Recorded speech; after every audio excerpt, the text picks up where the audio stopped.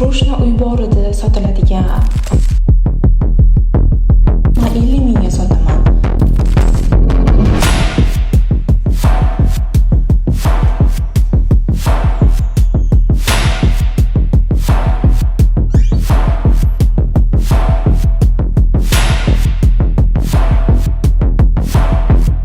Tushunmadim.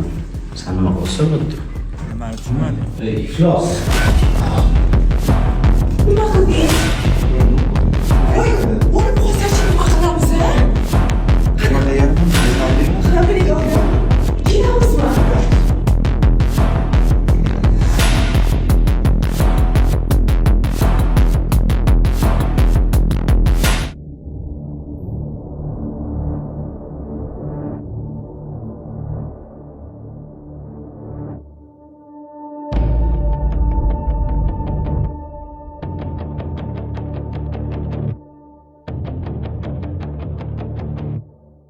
Har doimgidek ishimiz 5 bo'ldi. 3-4 yil O'zbekistonga qaytib kelmaymiz. Davronda savdo o'rtalan ko'p bo'lsin. Ketdingmi?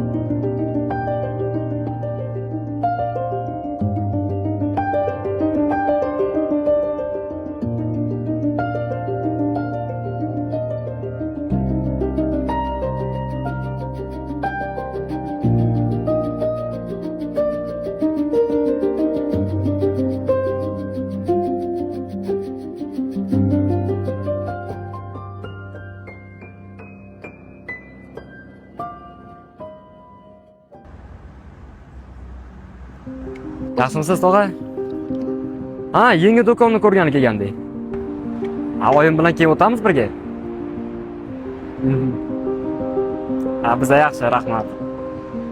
Firdavs, o'g'lim. Hozir tog'a 1 minut. Ha, keyin ojon. O'tay, asta tushing. Tog'am telefon qilgandi. Oyi, tabriklayman. Va nihoyat 3-do'konimizni ham ochib oldik. Xursandman bu narsadan.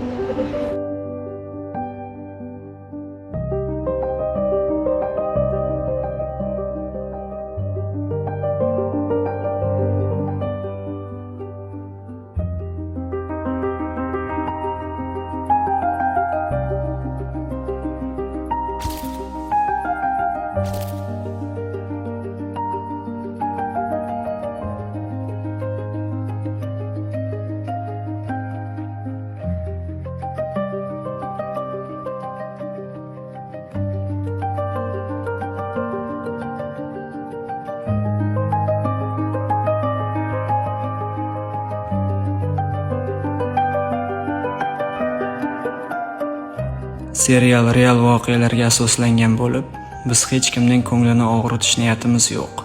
Aksincha, ayrim qo'shtirnoq ichidagi erkaklarga yetib borish uchun shu mavzuga qo'l urdik. Zero shu bilan oilalar mustahkamligiga sababchi bo'lsak xursandmiz. Biz rol ijro etdik. Bizni yomon ko'rmang. Serial suratga olishda yaqindan yordam bergan hammaga o'z minnatdorchiligimizni bildiramiz. Hurmatli erkaklar, oilamizni, ahli ayolimiz va farzandlarimizni asraylik. Ular bizga omonat.